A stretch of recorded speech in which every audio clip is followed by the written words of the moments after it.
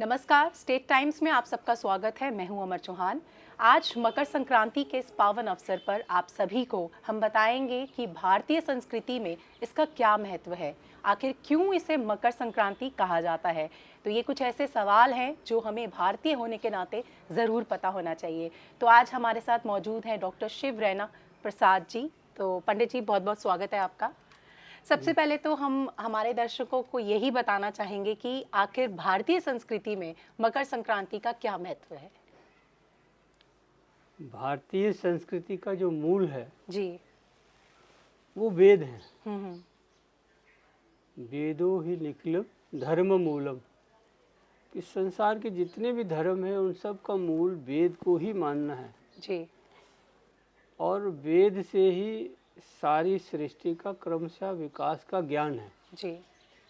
वेद है ज्ञान पुस्तक। वेद शब्द का अर्थ ही ज्ञान है। जी। अब आपने कहा भारतीय संस्कृति, हम्म।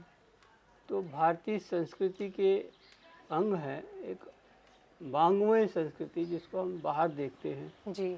उठना, बैठना, नहाना, दान करना, स्नान करना, अच्छे सत्कर्म करना, ये सब भारतीय संस्कृति के ही अंग माने जाते हैं। जी। इसका बड़ा विशाल रूप है। हम्म। पर आज आपने बात कही है पर्व की, जी। तो मैं उस पर्व क्षेत्र का ही थोड़ा सा प्रस्ताव रखता हूँ। जी। भारत में पर्व और त्योहार हम्म। इसलिए मनाए जाते हैं कि वह मनुष्य देवताओं के प्रति, प्रकृति से प्रति धन्यवाद करे कि हे देव, आपने हमारे लिए ये किया। जी। हे प्रकृति देवी, आपने हमारे लिए किया। अब जो आपका दिया हुआ है हम आपको समर्पित करते हैं। इसीलिए भारत के जितने भी पर्व हैं वो अन्न, जल, फल, वृक्ष, वनस्पतियों से ही जुड़े हुए हैं। जी। नदी और पर्वतों से जुड़े हुए इतने पवित्र पर्व और किसी देश में नहीं मनाए जाते जितने भारत में मनाए जाते हैं। जी बिल्कुल। परंतु समाज में एक भ्रांति आ जाती है कब कौन सा पर्व है।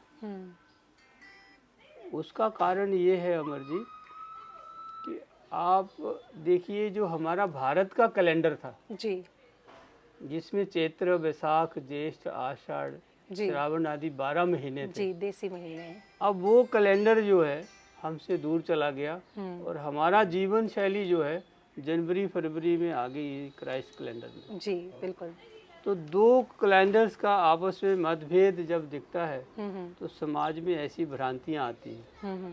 परंतु हमारी संस्कृति बड़ी विशाल है। जी। वो कहता है जा देवी सर्वभूतेषु भ्रांति रूपेण संस्थिता।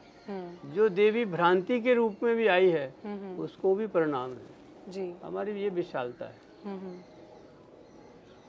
इसीलिए आप कह रहे हैं कि इसको मकर संक्रांति क्यों कहा जाता है। जी, मेरा यही सवाल आपसे है कि बहुत सारे लोगों को शायद नहीं पता है कि इसे मकर संक्रांति ही क्यों कहा जाता है। ऐसा है, मेघ से लेकर के मीन तक, मेघ, वृक, मिथुन, कर्क, सिंह, आपके समाचार पत्र में भी आता है 12 राशियों के फल। जी बिल्कुल।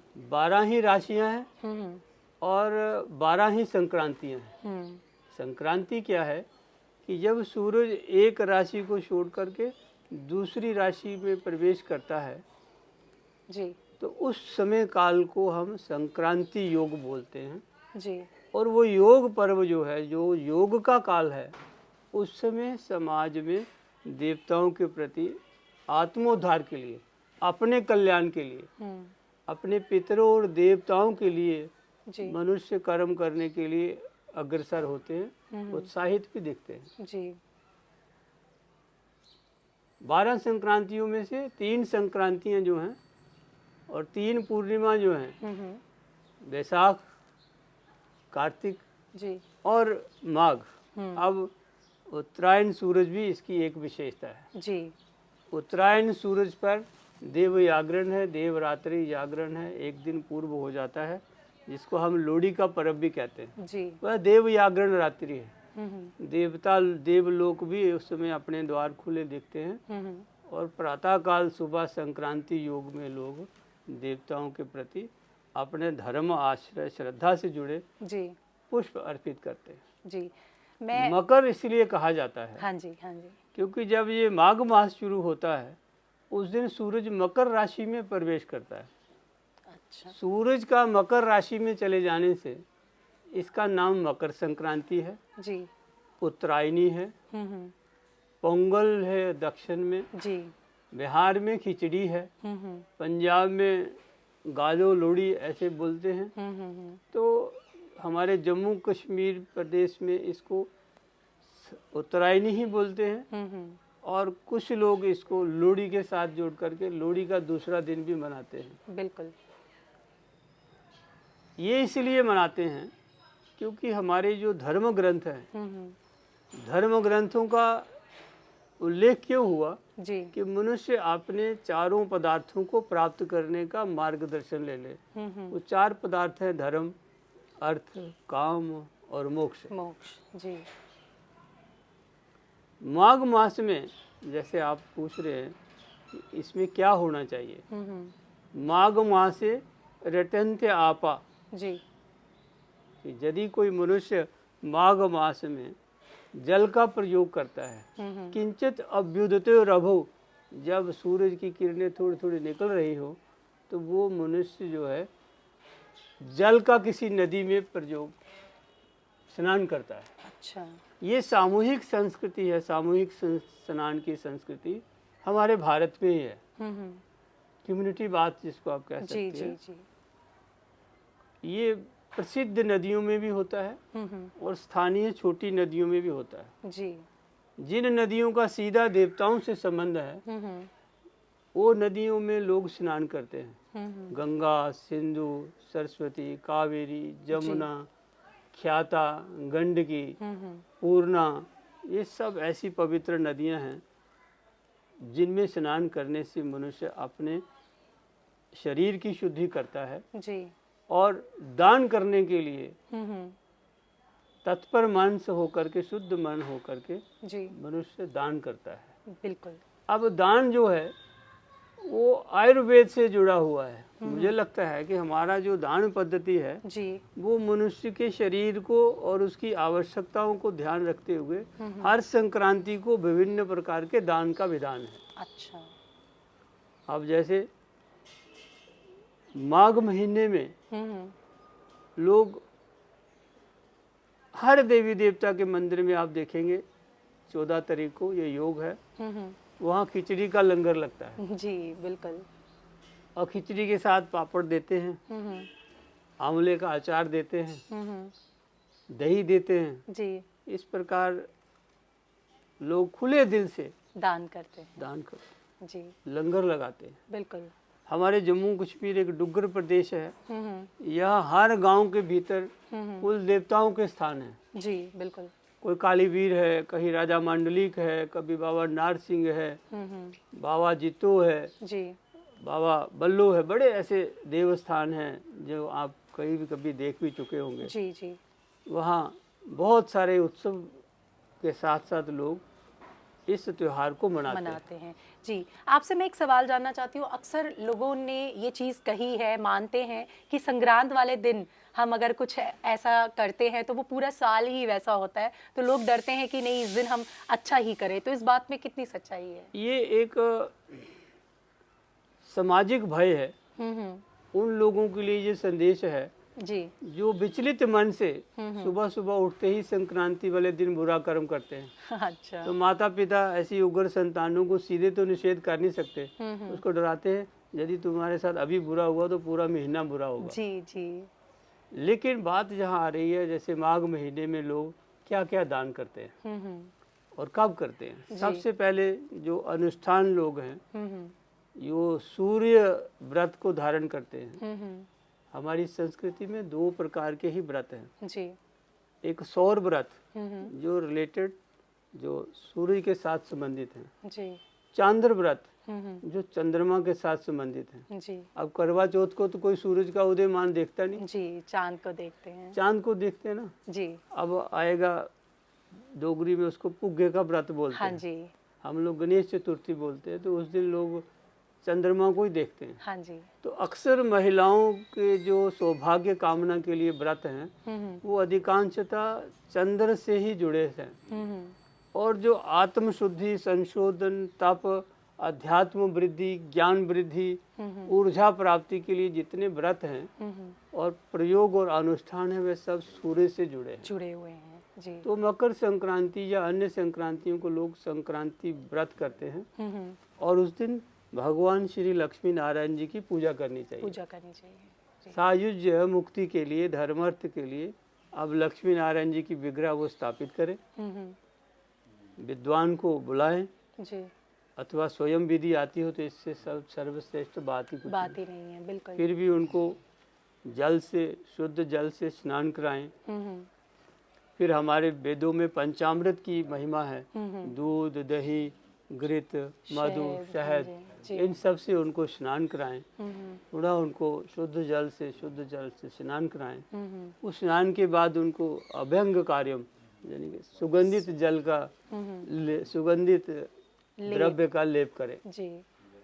फिर वस्त्र, उपवस्त्र, ऐसे वस्त्रों का समर्पण हो। फिर गंध हो, अक्षत चावल हो, पुष्प हो, पुष्पमाला हो जी, धूप, दीप, नैवेद्य, ये सब अर्पित करें जी। और जिन्होंने ये कहा, मन में संकल्प लिया है कि मैं पूजन के बाद हवन भी करूंगा जी, तो वह तिल का और घृत का और मेवा डाल करके जी ऐसा वो हवन भी कर सकते हैं। खीर के साथ भी बहुत सारे वेदों में लिखा है कि पायसे न हव्य, पायस से दूध से बनी खीर से होम करना चाहिए। अच्छा।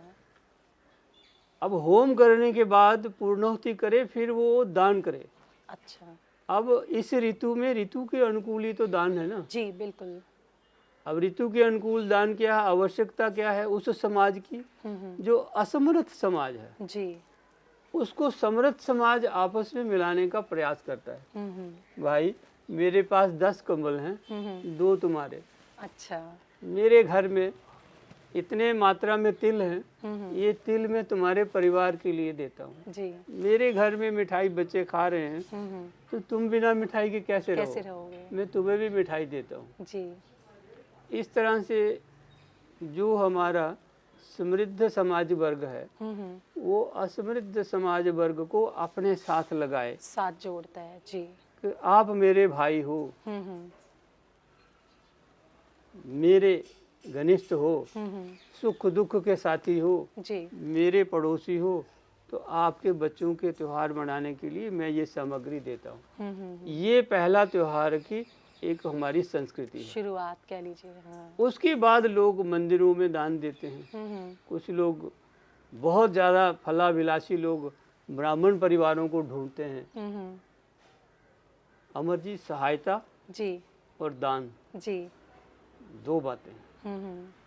सहायता के लिए किसी जाति धर्म का कोई कहना कहीं किसी वेद में नहीं है, किसी पुराण के लिए नहीं है जी। आप सहायता किसी भी व्यक्ति की कर दो, बिल्कुल, उसको कुछ भी दे दो। आपको लगता है ये व्यक्ति इस बात के लिए असमर्थ है, इसके घर में घृत नहीं है जी, तो ये पूड़ी नहीं बनाएगा उत्तरायणी को, खिचड़ी में घी नहीं डालेगा। हाँ जी, बिल्कुल, तो मैं इसको घी देती हूँ, खिचड़ी इसको वहां से मिल गया होगा। ऐसे विचार करके जी समाज को एक समृद्ध करने का, उत्साहित करने के लिए हमारे पर्व हमारे ऋषि मुनियों ने बनाए हैं जी।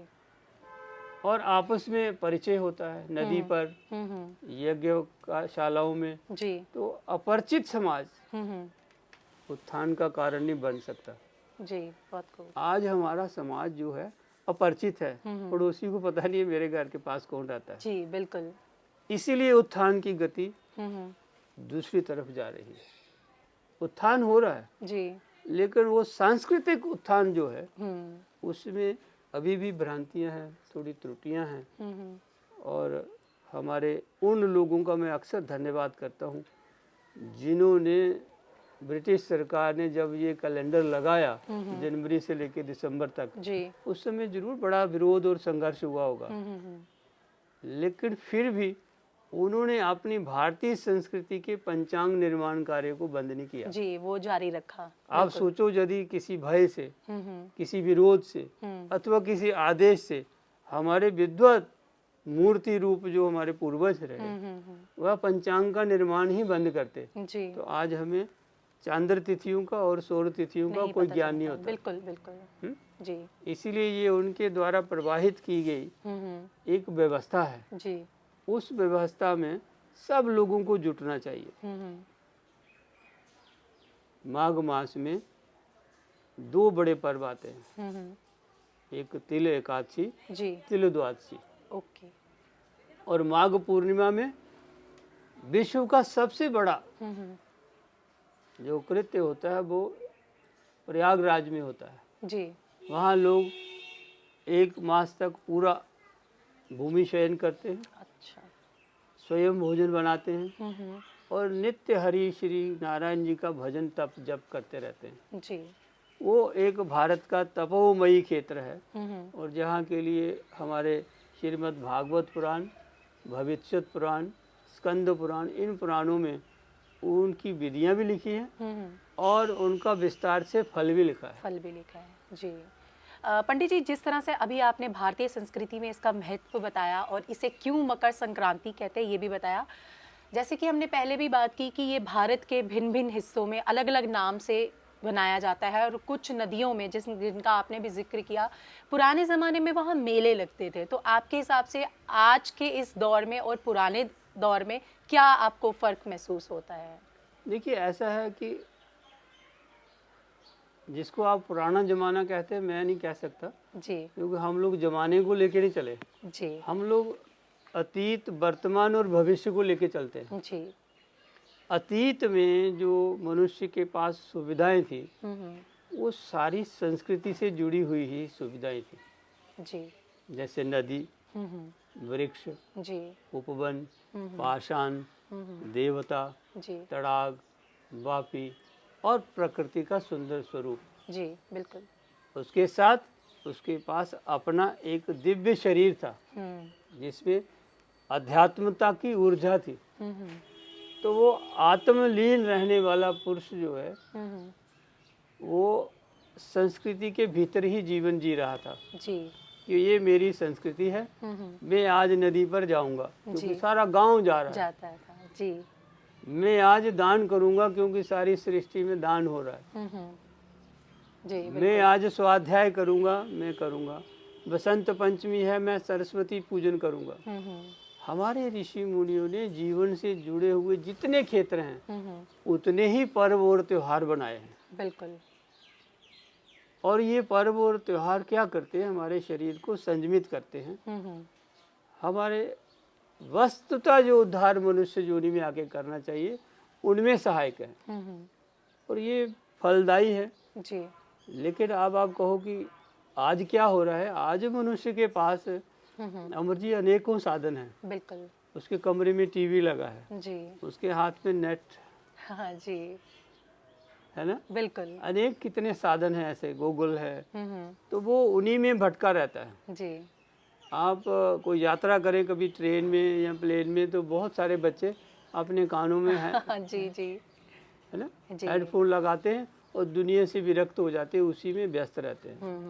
बिल्कुल। तो वो अपने जीवन को थोड़ा सा भय के कारण नदियों में नहाने से संकोच करते हैं, जी, क्योंकि उन्होंने ओपन बात कभी किया नहीं है। रेन बात कभी करते नहीं, जी। सन बात जिसको सूर्य स्नान हमारे बोलते हैं। तो हमारे ऋषि मुनियों ने वायु स्नानम, जल स्नानम, सूर्य स्नानम ऐसे करके अनेकों स्नान हमारे लिए बनाए। पंचगव्य स्नानम, गोमय स्नानम, मृत्तिका स्नानम, जितने नेचुरल थेरेपी वाले करते हैं जी, वो सारे अनेकों विधियों के स्नान हमारे ही भारत में बने, विश्व के किसी देश में नहीं बने। बिल्कुल। आपको इस बात का पता होगा, भारत ने ही विश्व को नहाना सिखाया। जी, पूर्ण विधिवत लिखा है कि स्नान कैसे करो, आप कैसे बैठो। जी, नदी में प्रवेश करना है तो नदी में थूकना नहीं है, कोई मल मूत्र आदि उसमें जाए ना, और नदी में स्नान के बाद वस्त्र को निचोड़ना भी नहीं चाहिए। अच्छा। ये भी शास्त्र का निषेध है। जी, जी, जी। तो क्योंकि नदियां हमारी प्रदूषण से मुक्त रहे।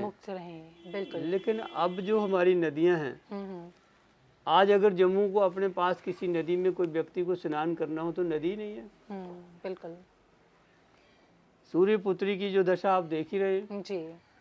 तो ऐसी सूर्यपुत्री में स्नान करना कौन बच्चा तैयार होगा? बिल्कुल। नई संस्कृति का बच्चा तो अपने माता पिता को मना करेगा कि आप क्या कर रहे हो। जी बिल्कुल। उज्जैन में खिपरा का भी ऐसी स्थिति हो गई थी, परंतु अब उसका उद्धार हुआ है। गंगा निर्मल हो गई है जी। जमुना भी शुद्धता और पवित्रता अपनी बिखेर रही है। जी। ऐसे भारत में नदियों को अब संभालने का प्रयास कहीं ना कहीं कोई ना कोई कर रहा है। जी। उनको ईश्वर उसका सत्फल का सत्कर्म का फल देंगे। इसीलिए जो नए बच्चे हैं, नए आने वाली युवा पीढ़ी है जी। वो संस्कृति पर प्रश्न भी नहीं कर रही और सम्मिलित भी नहीं हो रही। जी। ये प्रश्न इसीलिए नहीं करती क्योंकि वो जानती है हमारे ऋषि मुनियों ने, हमारे पूर्वजों ने जो भी निर्धारण किया है सूर्य चंद्रमा और प्रकृति, पृथ्वी, जल, वायु, आकाश को लेके जी, वह उन्होंने बिल्कुल ठीक किया है। इसीलिए उनकी तरफ से कोई प्रश्न नहीं है। लेकिन अज्ञानता होने से और मन में भय होने से कि कोई मेरा मजाक न उड़ाए। जी, ये काफी सारी चीजें आज के युवा पीढ़ी में है। एक समय था अमर जी, भारत में विद्वानों की शिखा का उपहास होने लगा।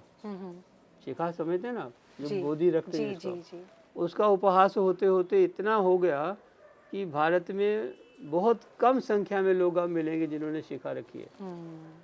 बिल्कुल। जबकि शिखा देवी जो है ये उन लोग को रखते ही है जिनका अपने भीतर नाभि कुंडली से संघर्षित जीवन चल रहा है, जिनकी कुंडली विकसित है। वह लोग उसके बिना रहते ही नहीं जी, क्योंकि उसका संचार का एक सहारा है। तो ऐसे करके हमें प्रयास ऐसे करने चाहिए युवा पीढ़ी को आकर्षित करने के लिए जी, कुछ ऐसे स्थान बनाने चाहिए जहां हमारी संस्कृति से जुड़े पर्व और त्योहार शुद्धता और पवित्रता में मनाए जाएं। बिल्कुल बिल्कुल। त्योहार तो हर पर्व में, हर कैलेंडर में लिखे हैं। हमारे देश में एक ही विक्रमादित्य संवत्सर नहीं है जिसमें ये 12 महीने हैं जी। यहाँ नानकशाही संवत है, हाँ जी, ऋषि संवत है ना, शालीवान शाहक संवत है। उन सब का गणना अभी भी चल रही है और यहाँ तक कि हमारे विशालता देखिए, सन हिजरी भी चल रहा है जी। जी, तो हम किसी का कोई भी ऐसा कटाक्ष नहीं करते, जो चल रहा है अपनी अपनी समय के अनुसार उसी पद्धति से उसी योग संयोग से वो ईद देख लेते हैं सन हिजरी से जी जी, बिल्कुल। पंचांग चल रहा है ना, हाँ जी, उनको ईद उसी से देखना है। हम लोग गुरु पर्व देख लेते हैं नानकशाही संवत से, गुरु पर्व का योग तब बना जी। तो कोई अपनी पद्धति से, हमारा ऋषि संवत है, कश्मीर से जुड़े सभी विस्थापित भाइयों से है जी। मैं तो अभी ये कहूँगा विस्थापित भाई। तो विस्थापना के बाद भी वो ऋषि संवत का पूरा अनुसरण कर रहे हैं और उसी के अनुसार शिवरात्रि आदि बड़े बड़े उत्सव भी मना रहे हैं जी। तो जो भी निर्मित होता है वह श्रेष्ठ है, तो उसकी संचालना जो है जी और उसकी जो प्रशंसा अनुशंसा समाज और भविष्य उसको देता है। और जो अच्छा ही नहीं है वो कोई ना कोई आकर के रोक देता है और उसका विरोध भी खूब होता है जी। तो ये तो था जिस तरह से आपने पूरा एक बताया, समय के अनुसार आज जो युवा पीढ़ी है काफ़ी हद तक साधन वैसे हैं वो बदल चुकी है। तो अब हम जानना चाहते हैं कि मकर संक्रांति के दिन ऐसी कौन सी चीज़ें हैं जो करनी चाहिए और नहीं करनी चाहिए? देखिए, 2 प्रकार का 3 प्रकार का समाज है जी, है ना। तो जो इससे जुड़े संबंधित आस्था रखने वाले लोग हैं जी, उनको पूरी तरह से नदी स्नान, दान जी, जप और तप जी, ये चारों करने चाहिए जी। और जितना हो सके इतना शरीर का संयम भी रखें। जितना हो सके इतना कठोर तप जो आपका शरीर अनुमति देता है वैसा तप आप करो जी। योग करो, योग से आप कुंभक योग में जाकर के गायत्री जप करो और जो आपके पास गुरु मंत्र है, बताया हुआ रास्ता है, उसको आगे बढ़ाने के लिए प्रार्थना करें जी। और हर व्रत पर्व में हम लोगों की प्रार्थना यही होती है कि हे देव, आप मैं जैसा व्रत करने लगा हूँ इसको आपकी कृपा से ही पूर्णता हो। बिल्कुल। इसीलिए मेरी सौभाग्य सिद्धि के लिए मुझे व्रत धारण का आशीर्वाद दीजिए, क्योंकि व्रत धारण करना आसान नहीं है जी। बड़े लोगों के व्रत खंडित भी हो जाते हैं। नवरात्रों में कई लोग दूसरे नवरात्रों कहते हैं मैं नहीं आगे जा सकता मैं तो भाई इधर ही मैं कन्या पूजन करके फ्री हो जाता हूँ, ऐसे बोलते हैं ना लोग। जी जी जी। तो ये शरीर का संयम है। और मकर संक्रांति एक बहुत बड़ा पर्व है जी। जिस दिन सूर्य जो है उत्तरायण पर आते हैं और देवताओं का चक्र और विशेषता सूरज का चक्र, सूरज का रथ चक्र है जिस पर सूरज विराजित रहते हैं जी। और उस सूरज रथ चक्र पर नाग भी होते हैं, पृथ्वी भी होती है जी। अश्व भी होते हैं। तो ऐसे करके उस रथ चक्र पर भगवान ने देवताओं को भी सवार किया, उससे वो परिभ्रमण करते हैं समुद्र तक। जी जी। उस परिभ्रमण को ही हम सोलर मूवमेंट्स बोलते हैं, फिर विज्ञान उसको अनेकों नाम देता है जी। और हमारे ऋषि मुनियों ने इतने कठोर विज्ञान को, जो कठिन विज्ञान है, उस विज्ञान को सरल करते हुए ये सारे व्रत पर्व और त्योहार बनाए। जी, बहुत खूब। अब कार्तिक मास में लोग तुलसी पूजन करते हैं। बिल्कुल। उस समय हमें तुलसी चाहिए क्योंकि बरसात में बड़ा भारी जीवाणु जिसको बैक्टीरिया बोलते हैं हमारे शरीर में चले जाते हैं। बिल्कुल। तो वो विटामिन सी से रिलेटेड आंवले का पूजन, क्योंकि वो वर्षा ऋतु के उस प्रकोप को शांत करने के लिए हमारे यहाँ पुरुष नर नारी और बहुत सारे युवक युवतियाँ भी उसमें देखा मैंने, वो शामिल होते हैं क्योंकि वो उसमें संकोच की बात नहीं है।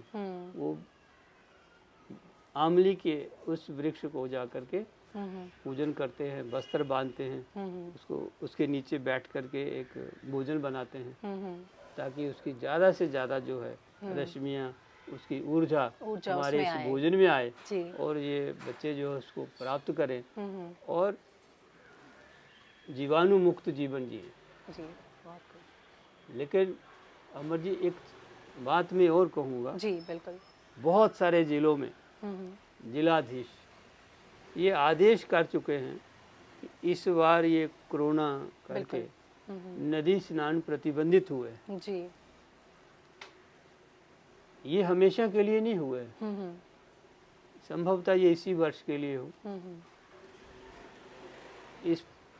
इस बात को लेकर के मैं अपने सभी इस पर्व से जुड़े लोगों से, ऋषि मुनि तपस्वियों से लेकर के यही प्रार्थना करूंगा कि यदि हमें एक वर्ष का स्नान नहीं मिले तो 4 में से एक ही तो गया ना कर्म। जी बिल्कुल। आप वो अपने 3 कर्म जो हैं वो करें, दान जप और तप, उसको विधि पूर्वक कर ले। स्नान की धारणा मन में रखें, यदि ये जब प्रतिबंध खुलता है आप जाकर के स्नान कर लें। लेकिन उन नियमों का उल्लंघन करते हुए नदियों पर भीड़ ना करें, बिल्कुल, तालाबों पर भीड़ ना हो, मंदिरों में ज़्यादा भीड़ ना करें। क्रमशः भारतीय संस्कृति की एक अनुशासन पद्धति का स्वरूप दिखाते हुए मंदिर में जाएं जी। तो वहाँ जाकर के आप स्वयं भी शांत मन से प्रार्थना करें और दूसरों को भी शांत मन से प्रार्थना करने दें। जी, बहुत खूब। तो मुझे लगता है कि आज हमारे दर्शकों को ज़रूर पता चल चुका होगा कि आखिर मकर संक्रांति का नाम कैसे पड़ा और इसे क्यों मनाया जाता है, और इसकी पूरी विधि भी आपने बहुत अच्छे से बताई। तो जाने से पहले जो हमारे दर्शक हैं उन्हें आप क्या कहना चाहेंगे? मैं यही कहूँगा, हमारे पर्व और संस्कृति से जुड़े हुए त्यौहार जितने भी हैं उनको अनदेखा या साधारण ना माने। ये आत्मा मन और शरीर से जुड़े हुए पर्व योग हैं, यो योग के बल से बनते हैं। वो योग जो है, वो समय जो है, वो आपके श्रेष्ठ कर्मों का फल श्रेष्ठ ही देगा। इसलिए इनको मनाने की परंपरा अपने पूर्वजों की भांति इसका संवाहन करते रहें ताकि भविष्य में भी लोग इस उत्सव को मनाएं और ये हमारे वैदिक संस्कृति से जुड़े जितने भी त्यौहार हैं विश्व में मनाए जाएं, ऐसी कामना करें। जी, बहुत बहुत शुक्रिया। तो ये थे हमारे साथ डॉक्टर शिव प्रसाद रैना जी, जिनके साथ आज हमने मकर संक्रांति के बारे में आपको जानकारी दी। और हम यही दुआ करते हैं कि इस कोरोना काल में आप मंदिर जाकर माथा ज़रूर टेकें, लेकिन आसपास भीड़ ना करें, खुद भी सुरक्षित रहें और दूसरों को भी सुरक्षित रखें। आपको स्टेट टाइम्स की तरफ से मकर संक्रांति की हार्दिक शुभकामनाएं। धन्यवाद।